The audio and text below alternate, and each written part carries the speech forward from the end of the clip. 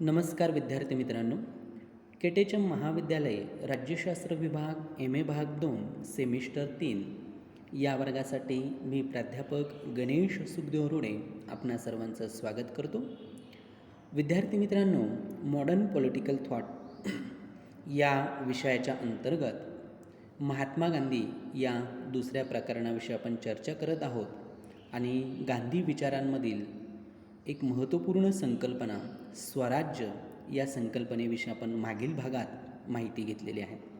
आजच्या भागामध्ये देखील आपण गांधीजींच्या विचार विश्वातील एक महत्त्वपूर्ण आणि एक अभिनव अशी एक संकल्पना जी आहे ती म्हणजे सत्याग्रह आणि या सत्याग्रह या संकल्पनेविषयी आपण माहिती घेणार आहोत. खरं तर सत्याग्रह हा गांधीजींच्या विचारातील एक प्रत्यक्ष कृतीचा मार्ग आहे आणि महात्मा गांधीजींची ही जी संकल्पना आहेत ही अगदी विश्व विचाराला दिलेली एक अभिजात स्वरूपाची संकल्पना असल्याचं आपल्याला दिसून येतं. कारण ह्या संकल्पनेला अगदी पाश्चिमात्य राष्ट्रांमध्ये सुद्धा तोड सापडणार नाही इतकी महत्त्वपूर्ण आणि अभिजात स्वरूपाची ही संकल्पना आहे. गांधीजींच्या विचारांमधील सत्याग्रह हा संपूर्ण तत्त्वज्ञानात्मक एक विचार असून हा विचार शोषणात्मक विषमतेच्या या विरोधीचं ते एक साधन आहेत आणि म्हणून तर तो एक वैश्विक दृष्टिकोन आहे. आणि गांधीजी म्हणतात की सविनय प्रतिकारापेक्षा सत्याग्रह हा वेगळा आहे. ही गोष्ट लक्षात घेणं गरजेचं आहे. मग गांधीजींच्या विचारांमधून सत्याग्रह म्हणजे काय ते समजून घेतलं पाहिजेत आपण. सत्याची प्रस्थापना करण्यासाठी गांधीजी असं म्हणतात की सत्याची प्रस्थापना करण्यासाठी व्यक्तीने किंवा समूहाने केलेली अहिंसक कृती आणि या कृतीत आत्मक्लेशाद्वारे व्यक्तीने त्याच्यात आत्मक्लेश केला पाहिजे. या आत्मक्लेशाद्वारे प्रतिपक्षाच्या दृष्टिकोनात प्रतिपक्षाच्या धोरणात आपल्याला भावलेलं जे सत्य आहे त्या सत्याच्या प्रकाशात योग्य तो त्याच्यात बदल घडून आणणं हे सत्याग्रहाचं उद्दिष्ट आहेत अशी गांधीजींना सत्याग्रहाची कल्पना अपेक्षित होती. यावरनं गांधीजींनी पुढे असंही म्हटलेलं आहे की सत्याच्या संकल्पनेमध्ये अंतिम सत्य आणि सापेक्ष सत्य यात गांधीजी फरक करतात. गांधीजींच्या मते सत्य किंवा सत याचा अर्थ जे जे अस्तित्वात आहेत ते सर्व सत्याचा आविष्कार आहेत, परंतु ते अंतिम सत्य नाही हे गांधीजी सांगतात. मग काय तर ते सत्याचाच एक भाग म्हणजे ते काय आहेत तर ते आंशिक असं सत्य आहेत.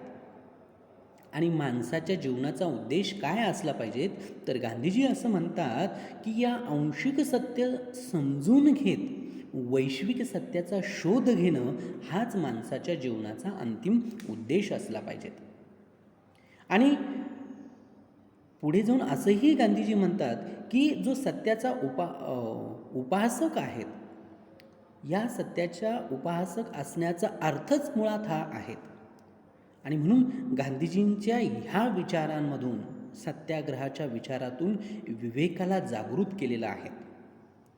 तरी पण गांधीजींच्या मते आपल्याला समजलेलं सत्य म्हणजे हे अंतिम सत्य असं समजण्याचं काहीही कारण नाही. तर आपल्या भूमिकेत बदल करण्याची तयारी आपली नेहमीच असली पाहिजे.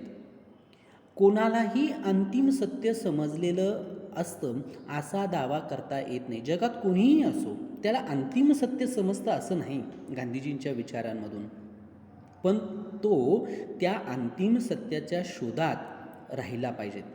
ते प्राप्त होईपर्यंत आपल्याला समजलेले जे सत्य आहेत ते सत्य पारखून घेतलं पाहिजे. आणि एखाद्या वेळी प्रतिपक्षाच्या भूमिकेत देखील सत्य असण्याची शक्यता नाकारता येत नाही. म्हणून याचा अर्थ मला जे समजतं ते सत्य आणि दुसऱ्याला समजतं ते असत्य असा दावा करणं हे चुकीचं आहे. हा अगदी मूलगामी स्वरूपाचा विचार गांधीजींच्या विचारांमधून आपल्याला दिसून येतो. म्हणून तर गांधीजींचा हा जो विचार आहे सत्याग्रह हा प्रत्यक्ष कृतीचा मार्ग आहे.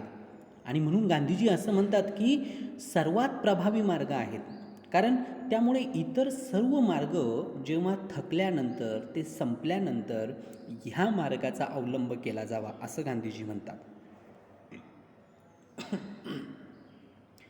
सविनय प्रतिकार ही संज्ञा गांधीजी सुरुवातीला सत्याग्रहाचा आशय व्यक्त करण्यासाठी वापरत असत. पण नंतर गांधीजींनाच असं जाणवलं की सविनय प्रतिकार ही संज्ञा पुरेशी अर्थवाही नाही. ती फक्त एका कृतीचं वर्णन करते. ती ज्या पद्धतीचा एक भाग असते त्या पद्धतीसंबंधी तिच्यातून काहीच सूचना होत नाही. म्हणजे दुराचाराचाही मुकाबला सदाचाराने करावं हे गांधी विचाराचं जे अंतसूत्र आहेत हे अंतसूत्र होतं. आणि गांधीजींच्या असं लक्षात आलं की सविनय प्रतिकार ही फारच मर्यादित आशय व्यक्त करणारी संज्ञा आहेत. एवढंच नव्हे तर ते दुर्बलांचे शस्त्र वाटण्याचा, द्वेषबुद्धीतून वापरले जाण्याचा आणि शेवटी हिंसाचारात परिवर्तित होण्याचा मोठा धोकाही त्यामध्ये संभवतो. त्याचा हेतू प्रतिपक्षाला शरण आणून लाजवण्याचा देखील असू शकतो. कशाचा? सविनय प्रतिकाराचा. आणि म्हणून समर्थ प्रतिपक्षाच्या तुलनेत आपण दुर्बल असल्यामुळे, इतर कोणतेही पर्याय नसल्यामुळे आपण त्यात हिंसा टाळली जाईल किंवा हिंसा अनैतिक म्हणून त्याज्य ठरेलच असंही नाही. आणि योग्य वेळ येताच हिंसाचारी मार्ग आचरणासही मागे पुढे पाहिलं जाणार नाही. हे सारं सत्याग्रहाच्या संकल्पनेशी मुळातच विसंगत आहेत. आणि म्हणून सविनय प्रतिकारामध्ये ह्या सर्व शक्यता नाकारता येत नाही. त्या घडू शकतात व्यक्तीकडनं. आणि म्हणून नंतर गांधीजी सविनय प्रतिकार आणि सत्याग्रह या दोन संकल्पनांमध्ये गांधीजी फरक करतात. गांधीजींच्या मते सत्याग्रह हे आत्मिक सामर्थ्य आहे. आणि येशू ख्रिस्त झाले, डॅनियल आहेत किंवा महान ग्रीक तत्ववेत्ता सॉक्रेटिस, गांधीजींच्या मते हे सर्व या सत्याग्रहाचे मूर्तिमंत आविष्कार आहेत. आणि म्हणून गांधीजींनी सत्याग्रहाची काही विविध तत्व सांगितलेली आहेत. सत्याग्रहाचं पहिलं जे तत्व जे आहेत ते म्हणजे गांधीजींच्या मते सत्याग्रही कृतींचा मार्ग हा नेहमी अहिंसक असला पाहिजेत. गांधीजींच्या मते सत्याग्रही कृतींचा मार्ग हा अहिंसक असला पाहिजेत. म्हणजे काय? तर विरोधकांशी देखील हिंसेचा वापर करता कामा नाहीत. किंबहुना अहिंसेच्या मार्गाशिवाय सत्याची प्रस्थापना होणं कठीण आहे. गांधीजींच्या मते सत्य हे साध्य तर अहिंसा हे सत्याप्रत जाण्याचं साधन किंवा मार्ग आहेत. या अहिंसक कृतीत आत्मक्लेशाद्वारे सत्याग्रही व्यक्तीने प्रतिपक्षाचं हृदय परिवर्तन केलं पाहिजेत. सहानुभूतीनं धीर धरून त्याला आपल्या चुकीपासून परावृत्त केलं पाहिजेत. एवढंच नव्हे, कारण जी गोष्ट एकाला सत्य वाटते ती दुसऱ्याला असत्य वाटू शकते. म्हणून गांधीजी म्हणतात की आत्मक्लेशाद्वारे प्रतिपक्षाच्या भूमिकेमध्ये बदल केला पाहिजेत. आणि आत्मक्लेश सोसणाऱ्यावर त्याचा भर आहे. सत्याग्रह म्हणजे राजकीय आणि राष्ट्रीय जीवनात सत्य व सौजन्य यांचा आविष्कार होय. सत्याचा शोध करायचा झाल्यास विरोधकाशी वागताना हिंसेचा अवलंब करता कामा नये. हा अत्यंत मूलभूत विचार गांधीजींच्या या संकल्पनेमधून आपल्याला दिसून येतो. तर गांधीजी म्हणतात की धीर धरून काय केलं पाहिजे? सहानुभूती दाखवून त्याला त्याच्या चुकीपासून परावृत्त केलं पाहिजे. जी गोष्ट एकाला सत्य वाटते ती दुसऱ्याला चुकीचे वाटू शकते. आणि म्हणून तर धीर धरणं म्हणजे आत्मक्लेश सहन करणं होय. आणि म्हणूनच सत्याग्रहाच्या तंत्रात विरोधकाला त्रास देणं बसत नाही. त्याचा भर स्वतःला क्लेश करून घेण्यावर, क्लेश सोसण्यावर असतो. सत्य आणि अहिंसेचा या दोघांच्याही मिलापातून संपूर्ण जगाला नतमस्तक करविता येऊ शकतं. हा सत्याग्रहामागील मूल विचार आपल्याला सांगता येतो. राजकीय आणि राष्ट्रीय जीवनात सत्य व सौजन्य यांचा आविष्कार करणं म्हणजे सत्याग्रह होय. हा आग्रह निष्क्रिय नाही आहे. म्हणून गांधीजींचे ह्या तत्वाचं दुसरं की सत्याग्रहामध्ये निष्क्रिय पॅसिव्ह नसतो तो, किंबहुना निष्क्रियतेचा जेवढा धसका या अथक झुंजार योद्ध्याने म्हणजे सत्याग्रहीने घेतलेला असतो तेवढा दुसरा कोणीच घेतलेला नसतो. तर सत्याग्रहामध्ये सक्रिय प्रतिकार हा त्या चळवळीचा आत्मा आहे. पण तो प्रतिकार हिंसाचारात सक्रिय होत नाही, ही गोष्ट लक्षात घेतली पाहिजे. तर प्रतिकार करायचा पण कसा, तर तो प्रेमानं, विश्वास आणि त्याग या स्वरूपामध्ये तो सक्रिय होत असतो. आणि शक्तींची ही जी त्रिवेणी आहेत, प्रेम, विश्वास आणि त्याग, ही त्रिवेणी सत्याग्रह या संज्ञेमधून अभिव्यक्त होते. म्हणूनच सत्याग्रह आणि सविनय प्रतिकार या संज्ञांमध्ये भिन्नता आहे आणि गांधीजींनी बुद्धीच्या आधारे ते पाहिलेले आहेत. गांधीजी पुढे असं म्हणतात की सत्याग्रह ही संकल्पना अत्यंत एक काय म्हणता येईल त्याला मूलगामी स्वरूपाची संकल्पना ही आहे. म्हणून सत्याग्रहामध्ये सक्रिय प्रतिकारावर भर दिलेला दिसून येतो. गांधीजींची सत्याग्रहाची कल्पना ही एक अभिनव स्वरूपाची कल्पना असून पश्चिमी राष्ट्रांमध्ये सामाजिक राजकीय विचारात तिला तोड सापडत नाही. किंबहुना असंही म्हटलं तरी अतिशयोक्ती होऊ शकत नाही की सत्याग्रहाची संकल्पना गांधीजींनी विश्व विचाराला दिलेली एक अभिजात अशी देणगी आहे. परकीय राजवटीतून मुक्ती मिळवण्यासाठी त्यांनी तिला घडवली असली तरी जगातील अनेक राष्ट्रांमध्ये भिन्न स्वरूपाच्या समस्या सोडवण्यासाठी व अन्याय निवारण्यासाठी या संकल्पनेचा, सत्याग्रह या संकल्पनेचा अवलंब केला गेला. हे याच्यावरून या संकल्पनेचं महत्त्व आपल्याला स्पष्ट होताना दिसतं. सत्याग्रहाच्या रूपाने सामूहिक कृतीचा एक मार्ग गांधीजींनी दाखवला आहे. मार्क्सची जी सामूहिक कृती आहे त्या कृतीपेक्षा गांधीजींना अभिप्रेत असलेली सामूहिक कृती ही वेगळी आहेत.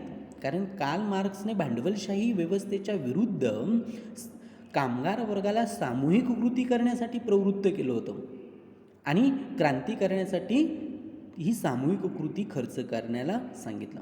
पण गांधीजींची सामूहिक कृती ही क्रांतीची भाषा करत नाही.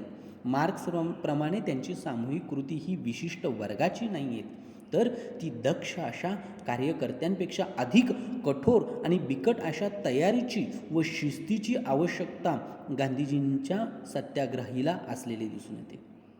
कारण तशी ती त्यांची स्वतःची तयारी झाल्याखेरीज इतरांसमोर तो आदर्श निर्माण करू शकणार नाही. विशिष्ट प्रसंगाच्या तुरळक प्रतिक्रियेच्या स्वरूपात सत्याग्रह घडून येऊ शकत नाही. गांधीजींच्या सत्याग्रहाचं हे दुसरं वैशिष्ट्य असं की विचारांचं कृतीशी अद्वैत गांधीजी मानतात. ही गोष्ट लक्षात घेतली.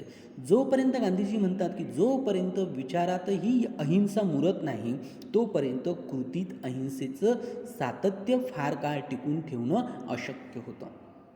गांधीजींचा सत्याग्रह म्हणजे झुंडशाही नाही. झुंडशाहीमध्ये व्यक्तीचे आपल्या नेहमीच्या नैतिक पातळीपासून अधपतन होत असतं आणि एरवी ज्या गोष्टी करायची व्यक्तीला लाज वाटलेली असते ती झुंडशाहीत गर्दीत बेधारकपणे करत असते. या उलट सत्याग्रहात तसं घडत नाही. व्यक्तीचा नैतिक स्तर नेहमीपेक्षा उंचावतो. शब्दापेक्षा कृती परिणामांच्या दृष्टीनं अधिक प्रभावी असते. हेही सत्याग्रहामागील एक गृहीतक आहे. इतर सर्व गुणवैशिष्ट्यांनी अलंकृत असलेल्या सत्याग्रह गांधीजींसाठी जीवनाचं एक शास्त्र आहे. त्याचप्रमाणे जीवनाची ती एक कला देखील आहे. आपणच त्याचे निर्माते असल्याचे गांधीजींनी म्हटलं आहे आणि त्यांच्या या अभिनवतेची त्यांना कल्पना आहेत. त्याची उत्क्रांती कधी काळी परिपूर्ण होईल असा त्यांचा दावा नाही. उलट एक जीवनमार्ग म्हणून आणि सामाजिक परिवर्तनाचं एक साधन म्हणून सत्याग्रह अजून आकार घेत आहे आणि त्याच्या अंतिम स्वरूपाबद्दल काहीच सांगता येत नाही. मानव मात्रांच्या उत्क्रांतीशी त्याची उत्क्रांती निगडीत झालेली आहे. इतका विदारक स्वरूपाचा, इतका मूलगामी स्वरूपाचा विचार गांधीजींनी मांडलेले आहेत. नाहीतर गांधीजी म्हणू शकले असते की सत्याग्रह ही संकल्पना मीच तयार केलेली आहे आणि मग तिचा अंतिम सत्याग्रह म्हणजे कसा असेल हे अशा प्रकारचं गांधीजी सांगू शकत होते. पण गांधीजींच्या विचारांमधली दूरदृष्टी तर बघा. ते म्हणतात की मी संकल्पनेचा उद्गात आहे, पण सत्याग्रह हा परिपूर्ण झाला असा मी दावा करत नाही. तो व्यक्तीचा जीवनमार्ग आहे. जसं मानव मात्रांचा संबंध हा त्याच्या उत्क्रांतीशी आहे, तसाच संबंध या सत्याग्रहाच्या संकल्पनेशी. कदाचित भविष्यात ही संकल्पना अधिक चांगली होऊ शकते आजच्या परिस्थितीपेक्षा, असा विश्वास गांधीजी व्यक्त करतात. सत्याग्रहाच्या यशस्वी उपयोगिताकरिता पहिली आवश्यक गोष्ट गांधीजींच्या मते जर कोणती असेल तर ती म्हणजे शरीराहून निराळं असं आत्म्याचं अस्तित्व मान्य असायला पाहिजे. ती शरीरापेक्षा श्रेष्ठ व चिरंतन आहे अशी श्रद्धा असली पाहिजेत. म्हणजे आत्मा आणि शरीर एक नाहीत. आत्मा हा शरीरापेक्षा श्रेष्ठ आहेत आणि तो चिरंतन आहेत. आणि या श्रद्धेतूनच सत्याग्रही आपल्या विरोधकावर विश्वास ठेवू शकेल. 20 वेळा प्रतिस्पर्ध्यांकडून फसवणूक झालेला सत्याग्रही 21व्या वेळाही त्याच्यावर विश्वास ठेवायला तयार राहू शकेल, कारण मानवी स्वभावावरील आंतरिक विश्वास हा सत्याग्रहाचा धर्म आहे, त्याचा तो गाभा आहे. याच श्रद्धेतून विरोधकाच्या मताबद्दल सहिष्णुता बाळगून खुल्या मनानं त्याचा विचार करण्याची तयारी सत्याग्रही ठेवू शकतो. प्रत्यक्ष कृतीचा मार्ग अवलंबण्यापूर्वीच चर्चा, विचारविनिमय इत्यादी मार्गांचा तो अवलंब करतो.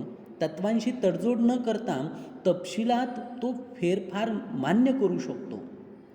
सत्याग्रह हा प्रत्यक्ष कृतीचा सर्वात प्रभावी मार्ग असल्यामुळे त्याचा अवलंब करण्यापूर्वी संबंधित अधिकाऱ्यांना किंवा त्या व्यक्तींना सतत भेटणं, लोकमताला आव्हान करणं, लोकमत जागे करणं, अनुकूल करणं, आपली बाजू शांतपणे प्रत्येकाला समजवून देणं इत्यादी सर्व शक्य त्या मार्गांचा तो वापर करेल.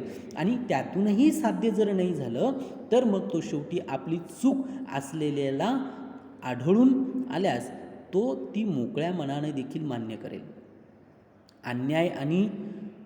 अन्याय करणारा यांच्यात सत्याग्रही फरक करू शकेल. अन्याय वेगळा आणि अन्याय करणारा वेगळा, हा फरक सत्याग्रहीला करता आला पाहिजेत.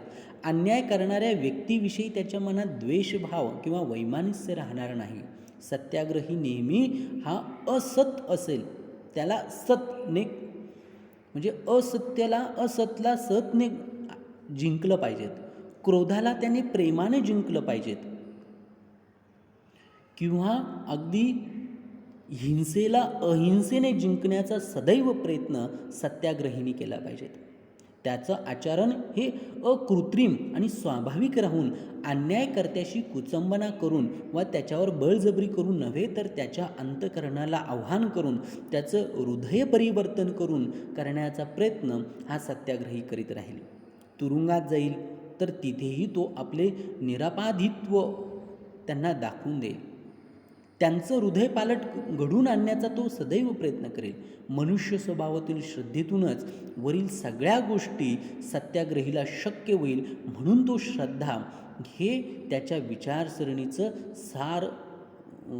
सार असल्याचं गांधीजी सांगतात. आणि म्हणून गांधीजींनी सत्याग्रही कसा असावा, सत्याग्रहीसाठी काही त्यांनी अटी सांगितलेल्या आहेत. गांधीजींच्या मते सत्याग्रह हे न्यायाचं साधन आहेत, सामाजिक परिवर्तनाचा एक महत्त्वाचा मार्ग आहे. म्हणून गांधीजींच्या मते सत्याच्या वापरासाठी काही अटी आहेत. सत्याग्रह अन्यायी कारणासाठी वापरता कामा नयेत. संपूर्ण अहिंसेचाच मार्ग त्यामध्ये अनुसरला पाहिजेत. आणि अन्याय करणाऱ्या व्यक्तीविषयी द्वेष वैमनस्य न बाळगता असत्याला सत्याने, क्रोधाला प्रेमाने आणि हिंसेला अहिंसेने जिंकण्याचा सदैव त्याने प्रयत्न केला पाहिजेत. त्यातूनच गांधीजी सत्याग्रही व्यक्ती कसा असला पाहिजे ते देखील सांगतात की सत्याग्रही हा आत्मशुद्धी असला पाहिजे. म्हणजे त्याने शपथ घेणं, त्यांनी प्रार्थना करणं, त्यांनी आपलं आत्मबल वाढवलं पाहिजे, त्यांनी असहकाराचा वापर केला पाहिजे, त्यांनी सविनय कायदेभंगाचा वापर केला पाहिजे, त्यांनी रचनात्मक कार्य जसं सामाजिक एकता असेल, जाती निर्मूलन असेल, ग्रामसुधार असेल, ह्या कार्यांसाठी त्याने वापर केला पाहिजे. म्हणजे गांधीजींच्या विचारांमधली सत्याग्रहाची संकल्पना ही अभिनव स्वरूपाची याच अर्थाने ठरते. पुढे गांधीजी आत्म्याच्या सामर्थ्यावर एवढा जबरदस्त विश्वास होता गांधीजींचा की संख्येपेक्षा गुणवत्तेवरच त्यांनी अधिक भर दिलेला दिसून येतो. सत आणि असत यातील युद्ध जिंकण्यास एक परिपूर्ण सत्याग्रही समर्थ असतो असं गांधीजींना वाटतं. अहिंसेने काठोकाठ व्याप्त झालेली एक स्त्री किंवा एक पुरुषसुद्धा चिरंतन स्वरूपाचे असे बदल घडून आणू शकतो. परंतु असा परिपूर्ण सत्याग्रही सापडणं गांधीजी म्हणतात की शक्यही नाही. म्हणून सत्याग्रहाच्या संघटित कृतीची आवश्यकता गांधीजींना वाटते. तिचा सर्वोत्तम उपयोग जनतेला शिक्षित करून केला जाऊ शकतो. सत्याग्रहासाठी तो करू इच्छिणाऱ्यांच्या व्यक्तिमत्वाचा संपूर्ण कायापालट व्हावा लागतो. आत्मत्यागापर्यंत कोणतीही गोष्ट करण्याची शिस्त अंगी बाणावी लागते. आत्मसंयम, ब्रह्मचार्य, शाकाहार, कृत्रिम बनावट सभ्यतेपासून 2 हात दूर राहणं, दारिद्र्य अंगीकारणं आणि त्यामधून अनासक्ती जोपासणं, अपरिग्रह जोपासणं, गीतेतील कर्मयोग आचरणं आणि आश्रमवास पत्करणं इत्यादी गोष्टी सत्याग्रही होण्यासाठी कराव्या लागतात. आणि अशा प्रकाराने प्रशिक्षण समाज धुरीणांना मिळविणे आणि अशी गांधीजींची अपेक्षा होती. आणि टॉल्स्टॉय फार्म काढताना गांधीजींनी ह्याच अपेक्षेतून ते काढलेलं आपल्याला दिसून येतं. सत्याग्रहाचा अवलंब गांधीजी म्हणतात की वैयक्तिकरित्या तसंच तो सामूहिक कार्यासाठी करता येऊ शकतो.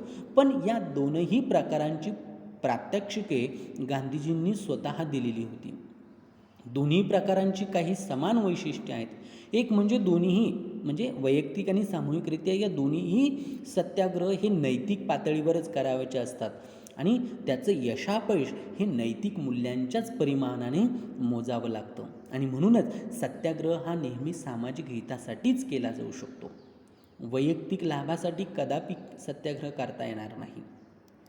जी व्यक्ती स्वार्थाच्या संकुचित मर्यादा ओलांडू शकत नाही ती कधीच खऱ्या अर्थानं सत्याग्रही होऊ शकत नाही, असं गांधीजी म्हणतात. सामूहिक सत्याग्रहाचे एक नीतिशास्त्र असतं. सत्याग्रहात सहभागी होण्यापूर्वी नेतृत्व व त्याची योजना मान्य अमान्य करण्याचं स्वातंत्र्य असतं. पण सहभागी व्हायचा निर्णय एकदा घेतला म्हणजे हातचे काही एक राखून ठेवू नये.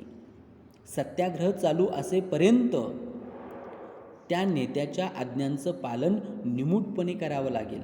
विचारांनी, शब्दांनी किंवा कृतींनी कोणत्याच प्रकारे अवज्ञा घडू नयेत. ही शिस्त रचनात्मक कार्याच्याद्वारे लागू शकेल असं गांधीजींना वाटत होतं. सत्याग्रहाचा संबंध हा गांधीजी म्हणतात की शेवटी कशाशी तर तो हृदय परिवर्तनाशी आहे. तो स्वतः क्लेश सोसून प्रतिस्पर्ध्याचं मत परिवर्तन करण्याशी बदलण्याशी असल्यामुळं त्याचा उपयोग केवळ सहृदयी व्यक्तीविरुद्धच करता येऊ शकतो. पाषाण हृदयी व्यक्तींवर त्याचा यत्किंचितही परिणाम होणार नाही अशीही टीका करण्यात येते. गांधीजींना तसं वाटत नाही. मात्र उलट त्यांच्या मते खुनी किंवा चोर यांच्याशी वागतानाच अहिंसेची खरी सत्वपरीक्षा असते. सभ्य माणसाच्या सहवासात राहून अहिंसा आचरण यात काही नवल नाही. सत्याग्रहाच्या वापरावर मर्यादाच नाही. पुरेशे उष्णतेने कठीणातलं कठीण लोखंडाचं पाणी होवं तसं अहिंसेच्या अग्निदाहामुळे वज्राहून कठोर असलेले हृदयही वितळल्या वाचून राहू शकत नाही इतका विश्वास गांधीजींना होता. म्हणून जुलूम कितीही जाचक असला तितक्या अधिक प्रमाणात नैतिक शिस्तीनं व संघटनाने सत्याग्रही हा प्रखर करावा लागेल आणि तो होऊ शकतो. सत्याग्रहाचा प्रतिपक्षावर होणारा परिणाम अबोध पातळीवरून होतो. हिंसाचारात अदृश्य असं काहीच नसतं. उलट पक्षी अहिंसेत मात्र 3/4 भाग हा अदृश्य असतो असं गांधीजी म्हणतात. आणि परिणामी अहिंसा जितकी अदृश्य असेल तितका तिचा प्रभाव जास्त असतो असं गांधीजी म्हणतात. अहिंसा जेव्हा सक्रिय होते तेव्हा विलक्षण गतिमानता तिच्या अंगी निर्माण होते आणि ती एक चमत्कार होऊन बसते असा विश्वास गांधीजींना होता. म्हणून गांधीजींच्या विचारांमधील ही सत्याग्रहाची संकल्पना ही अभिनव अशी स्वरूपाची संकल्पना. पण सत्याग्रह या तंत्राचा प्रसार पाश्चिमात्य राष्ट्रांच्या देशांमध्ये झालेला आहे. भारतातही स्वातंत्र्यानंतरच्या काळात सत्याग्रहाचा एक वापर झाला, पण तो कसा तर एक तंत्र म्हणून वापर झाला त्याचा. आणि म्हणून गांधीजींना जो सत्याग्रहाचा सिद्धांत जो पद्धतीनं अपेक्षित होता त्याप्रमाणे त्याचा वापर झाला नाही. असं आपल्याला ठामपणे म्हणता येणार नाही, कारण बऱ्याच वेळेस स्वार्थासाठीही त्याचे वापर केलेले आपल्याला दिसून येतात. पण सत्याग्रही कसा असावा, सत्याग्रह कोणासाठी असावा, सत्याग्रह केव्हा करू शकतो, सत्याग्रहावर नैतिकतेचं बंधन कसं असावं, ह्या अनेक गोष्टी गांधीजींनी त्यांच्या सत्याग्रह या संकल्पनेतून सांगितल्या. सत्याग्रहाचा वापर केव्हा केला जाऊ शकतो, ह्या विविध गोष्टी आहेत आणि त्या सर्वच जर आचरणात आणल्या तर मला वाटतं खरा सत्याग्रही हा कधीही स्वार्थासाठी तो त्याचा वापर करणार नाही.